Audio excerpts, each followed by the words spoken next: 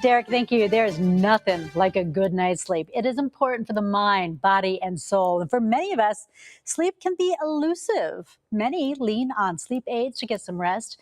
It's hard to know which one is best for your health. So that is where our next guest steps in. A local Scottsdale-based physician is developing his own natural product to improve your sleep. So we have Dr. Ruchir Patel with us today. Thank you so much for being here. Thanks for having me. Well, let's go straight to your product. What did you create some 18 months ago? Congratulations. Thank you. I appreciate it. So one of the things I've been passionate about is trying to get individuals off of prescription sleep aids when it comes to insomnia, just because there's a lot of issues associated with long-term. So melatonin's also been overused and over kind of recommended. So I decided to create a new natural product that contains just two natural ingredients, Montmorency tart cherry extract. And then there's a Japanese product called Venetron, which is a Rafuma leaf extract, which both independently have been shown to improve quality of sleep, increase deep sleep.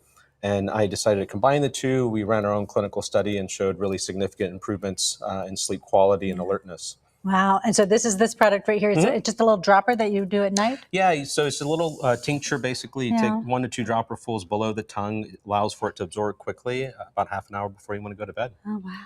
Okay. Where do we get this? Sip2sleep.com. Sip to sleep. Yeah, that's the number a good name. 2. Yeah. All right. Why is it so difficult for so many of us to sleep?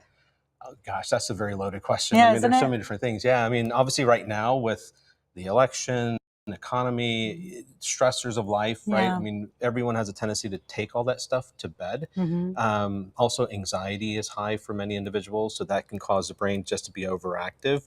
The obvious thing right now with us in Phoenix is the heat. So, even high temperatures, being warm at night, that can cause problems with difficulty falling asleep. Sleep apnea is a common condition that can present with insomnia symptoms that a lot of people don't recognize. So there's a multitude of issues in terms of why a person may have a problem sleeping. You have a couple aids with us. What are these things?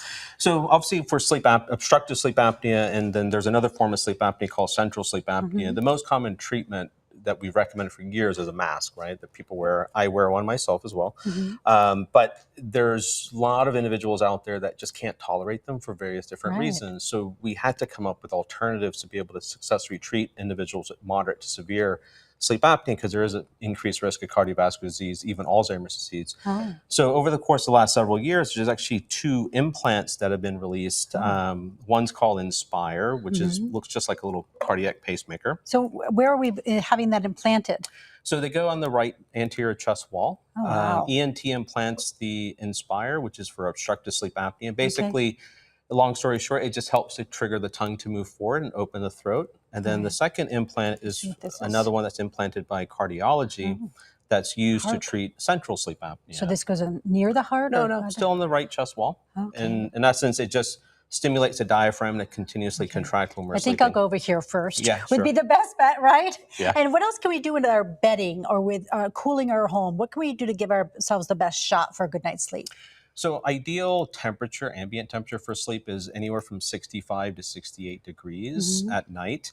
Obviously, with high electricity costs, that can be a problem. But other things that you can do is having, a ceiling fan running, blackout curtains during the daytime to block out the heat, using light covers and linens made out of cotton.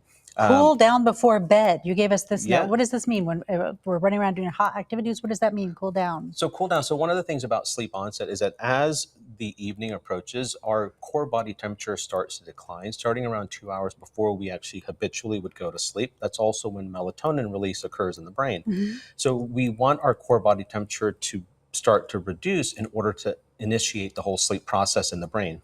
If your core body temperature is too high as a result of, say, heavy exercise before you go into bed, having a heavy meal, or just, hot ambient temperatures, that can also affect the brain's ability to initiate sleep. So that can cause problems falling asleep.